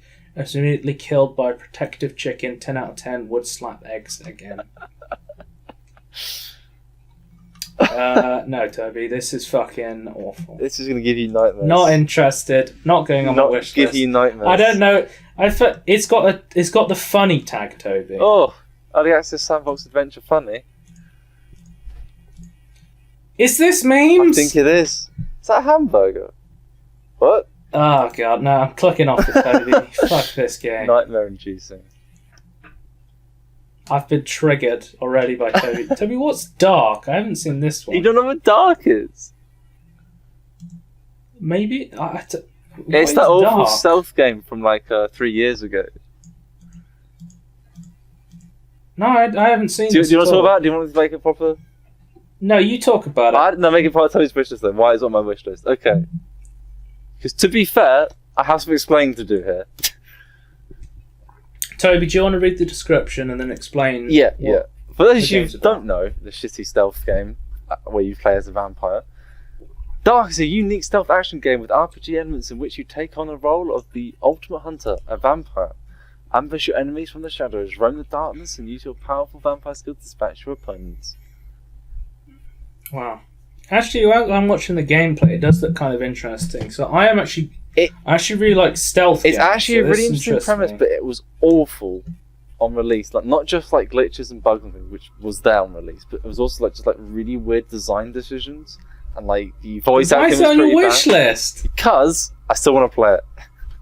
Okay. Also, vampire and stealth, I haven't really seen that properly before. Like, not Vampire stealth. It's never been done before. never been done before, unless until the Bethesda game comes out. Vampire. Oh, fuck Bethesda game. There was a vampire game I could... is it Vampire the Masquerade? Or Masquerade Bloodline, yeah. Wasn't there a multiplayer game of that? Or am I thinking of something else? Are you thinking like a two-person co-op game, or are you thinking of a... No, it's like a Left 4 Dead Okay. style vampire game. Oh, I know you think Nosgoth. Nosgoth! That's the game I'm thinking of. Yes. Yeah, Nosgoth kind of had this stealth element where the vampires kind of hid Yeah. and then tried to pick off the humans, similar to Left 4 Dead Versus style sort of thing. I did download the game at one But that is also kind of different from what this game's doing. This is like a straight up stealth vampire. This is just like a sort of single game. player story stealth game with some really janky animations and voice acting, and some of the characters are a bit weird. I legitimately hadn't seen this game. It's got quite a lot of bad reviews. reviews. Yeah, the thing is though, I went to this expecting like negative reviews, right? And I found mixed. I was a bit confused. Don't know. It's a game that I do want to play, knowing that it's a bad game. Well, some of the most helpful reviews apparently are just one word: Coal game. It says COAL game. Oh, recommended exclamation mark. From Russian Main. And then there's a lot of bad reviews for it, saying I had a lot of high hopes for this game and it wasn't great. Wait, people had high hopes for this game? Okay. Apparently not as high as in, let's say, Skyrim high. Slam. Slamming. But Skyrim people had high hopes for it and then it was complete dog shit, but, I'm not sure you trust the level 0 people on Steam, but sure. Why is there so many weird people here? There we go, it's actual high-level people. I'd be interested to watch you play this, Toby, but I wouldn't be interested to absolutely. play this game. I just remember watching this like 3 years ago when it first came out, and like knowing it was bad, and like I think it's good enough to buy. Toby, partial controller support, my favourite feature. The thing is though, like, it did not come out at this price, but it is now £10. And £10. And £4 the DLC. Yeah, it's ridiculously cheap compared to its original price. This is why it's now on my wish. I feel like I still wouldn't pay £10 for this game. I think it's worth £10. I wouldn't. I'd probably pay I'd probably go as low as like £2. No, I'd rather pay it 50% off of £5, like for definite. Like, I'd definitely buy it at that point. But I'm okay with £10 for this game. Right. Toby, I'm not going to put it on my wish list. No, but, I will stream it on Facebook for you. I think, yeah, Toby's going to stream it on Blizzard Streaming on Facebook. I'm going to watch. Maybe we can do it on our show. Maybe that'd be a good one. Maybe you can get it and you can show it to me, because actually, as of now, no one has seen the new show that we've put out yet. No, we've had problems. Toby's. I'm looking at a screenshot and it's a picture of some butt. So yeah, Toby, stream this one. You're in. Right, final game, Toby, before we end with Danny Dyer. Have I clicked this one before? What's Drive to Hell? Oh. I was trying to see if Ride to Hell Retribution was on Steam, and it wasn't, but Drive to Hell was. Right, so Drive to Hell is an action-packed shooter where you'll take a ride through an army of monsters to exact revenge on the Demon King for destroying your favourite dive bar.